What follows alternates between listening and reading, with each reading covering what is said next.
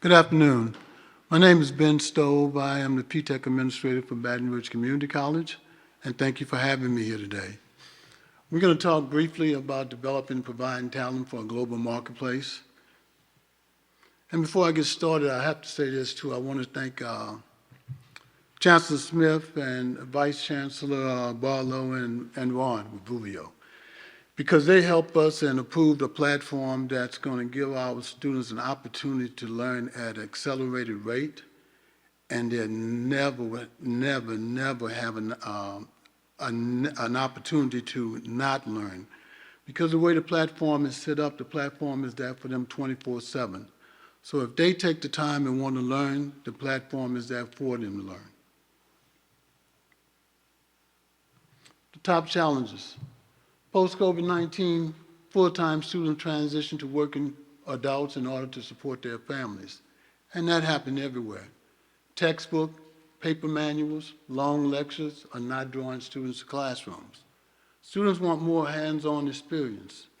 If you know now, if you bring students to the classroom, the lecture time that you spend with students, they get bored. And you can see their boredom and they're falling asleep or not paying attention to your lecture. So what we have to do is they prefer hands-on experience for learning. We have to put them in that situation so they can be successful.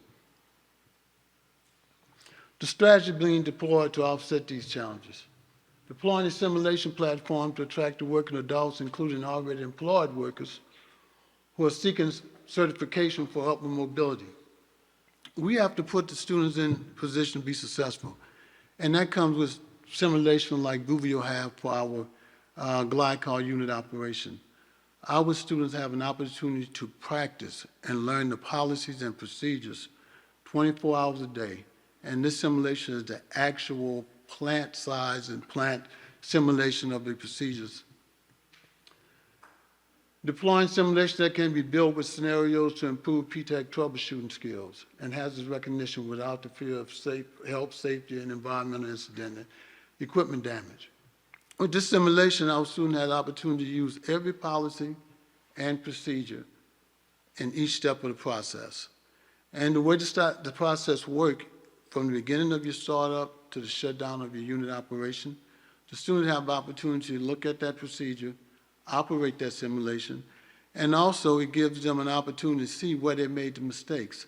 It stops them, note that they've made a mistake, and give them the correct steps to move forward. So it's a training process and a learning process at the same time. And what it does too, when you look at it, students, when they come to the lab, you probably have two opportunities to get that hands-on experience.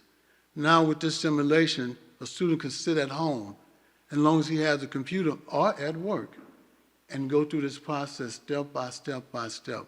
So he can get opportunity to learn the steps, and he also knows when he makes a mistake. Deploying simulation that gives visibility into what an individual is doing incorrectly when executing a procedure. And that's the most important thing is, a lot of times when students are in face-to-face, hands-on labs, there isn't enough time for them to practice. They may get one or two opportunities to display their tasks. But using this simulation, they can work over and over again. And again, as I said, when they're making something that's incorrect or something that's not correct, it's let them know that it's assigned them the next steps to take, and then they get an opportunity to do it over and over again so they can learn the policy and the procedures. Deploying simulation models that help PTech understand lockout, tagout, stored energy, pump clear-ups, startups, distillation column startups, heat exchanging functionality before applying industry jobs. We have a glycol unit. So what this does is have our opportunity to go through each procedure. So what we do is incorporate it as a part of their assignments in Canvas.